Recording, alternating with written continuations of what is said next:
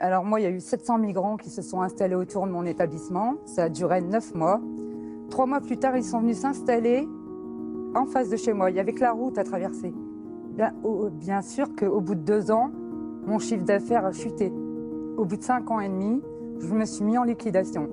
Ah oui. Mais comme j'étais gérante non salariée, je n'ai pas eu le droit au chômage.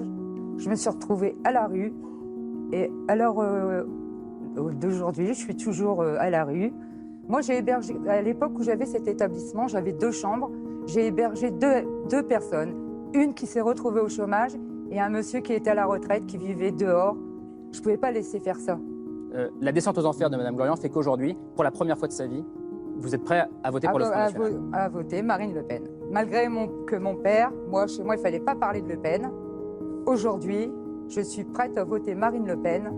Et au moins, elle mettrait une claque à la politique en France. Bon, madame, vous avez le droit de voter pour qui vous voulez, mais vous êtes un être de raison et vous avez un cœur. Vous dites vous-même, mon cœur n'est pas de son côté, et vous avez accueilli 2 personnes, ce qui est assez remarquable parce que tout le monde ne le fait pas, et c'est remarquable. Donc ça prouve que vous êtes dans une attitude d'empathie, de solidarité avec les autres êtres humains. Mais vous êtes amer du traitement qui vous a été infligé. Écoutez-moi bien, si nous laissons cette femme passer, ça va être la bagarre généralisée, car personne ne peut empêcher. Écoutez-moi, croyez-moi, l'ONU nous annonce 250 millions de migrants à cause du climat. Sur les 60 millions de gens qui se déplacent déjà, il y en a 20 millions, qui sont à cause du climat. Ces mouvements de population vont être gigantesques. Personne ne peut dire aujourd'hui « je vais fabriquer une frontière étanche ». Ce n'est pas vrai.